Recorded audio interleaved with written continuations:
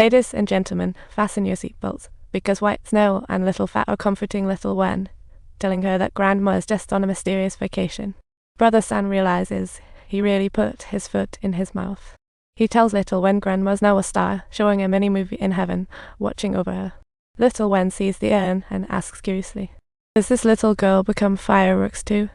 So she can also be a star like Grandma, right?" That night, Little Wen listens to Grandma's message while staring at the stars, wondering, who told me this was an air freshener commercial? Hurry home and be careful on the road. Remember to bring that sigh of feeling, the rest is just water. The shady spots on the mountain make Little Wen think, let's go play, and grab a sun mountain, and Little Fat happens to see it. He can't help but get teary-eyed, feeling emotional. But the next day, he wakes up to find the custom urn has been transformed into a masterpiece by Little Wen's doodles. Brother San expected failure, but the customer loved the creative urn. The couple, preoccupied with work, neglected their daughter until her serious illness made them realize what truly mattered. Daughter always loved to paint, and the little stars drawn by Little Wen on the urn seemed to be a compensation for their neglect. Brother San felt touched for the first time, thinking that being a mortician wasn't so bad after all. Everyone praised Little Wen as a lucky star when Brother San received a call from her uncle, announcing that the superhero had returned. Even though reluctant, they sent it. However, Little Wen's uncle was quite the character. Not only did he refuse to adopt, but he also threw out a bunch of sharp comments. Outside, Brother San could no longer hold back. "Hey, wait a second, let me talk. If you're thinking this way, then you should raise her." Brother San directly started arguing with Little Wen's aunt. After a few people calmed down, the uncle asked Brother San to take care of Little Wen for a few more days so during this period, he could keep giving money. Then, the uncle asked Little Wen if she'd stay or go with them. Little Wen ran to Brother San and grasped his hand tightly without delay. Although she didn't say a word, the answer was obvious. Brother San took Little Wen back again. Just as they reached the store, he found his father and sister waiting for him.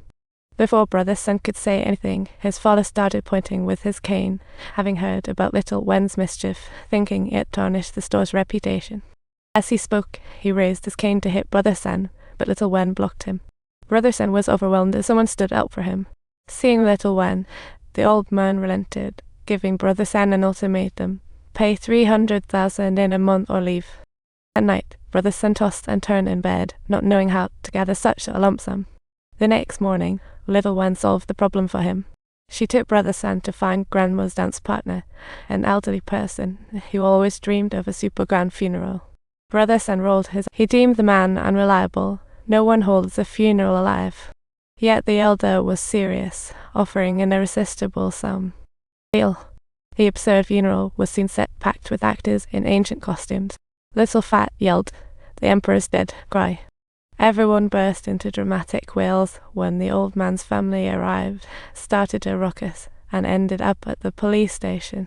The family angrily accused Brother San of having an Omicron times E's replaced with no morals for better flow, no morals, hosting a funeral for the living for profit.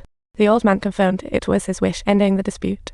The reason the elder had such an outrageous idea was that a few years back, his family came into some relocation money, and the children quarreled endlessly over it, so the elder wanted an excuse to spend it all.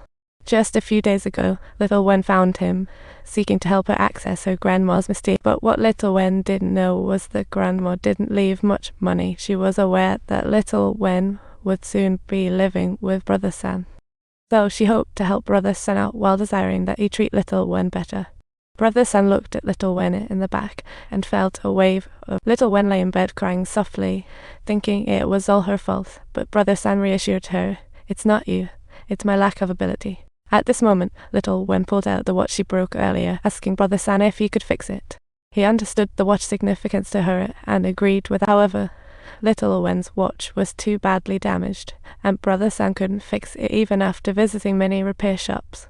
That morning, the neighboring wedding planner purposely made her son recite some lines at the door, mocking Little Wen for not being educated. Little Wen hasn't gone to school yet, and her uncle looked troubled upon hearing this. He wanted to adopt Little Wen, but his wife strongly disagreed, leaving him no choice but to send her to Brother San. But Brother San was married, and with their age difference being less than 40 years, he didn't meet the adoption requirements, so he decided to seek out White Snow. He planned to persuade her into a fake marriage, but unexpectedly, Little Fat emerged from the bathroom. They'd been together and got married secretly yesterday. Little Wen's boyfriend was actually Brother San. Well, on the first day of school, she refused to enter the school gate no matter what. Forget it. If I'm not going, then I'm not going. Let's go home and play Mahjong. Upon hearing Brother San mention Mahjong at home, Little Wen instantly relaxed. Seizing the moment, Brother San scooped up Little Wen and dashed into the school. In the days that followed, he took Little Wen to and from school daily, truly experiencing what it was like to be a father.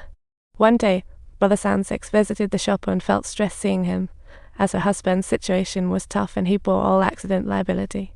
She had paid all her money to the other party, and her in-laws wanted to see their son one last time, but the mortuary's beautification fees were way too desperate and out of options. She came to Brother San for help, but he flat out refused. He hadn't let go of the past. As she was leaving, she met Little Wen coming back from lunch. I know you. You're on Brother San's fun.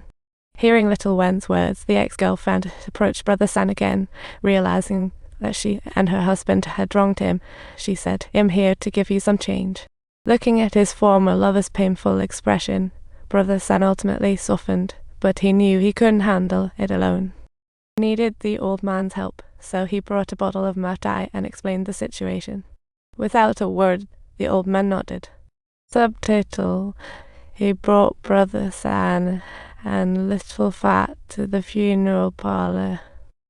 When the old man lifted the white cloth, even Brother San, who was used to seeing dead people, couldn't help but feel nauseated.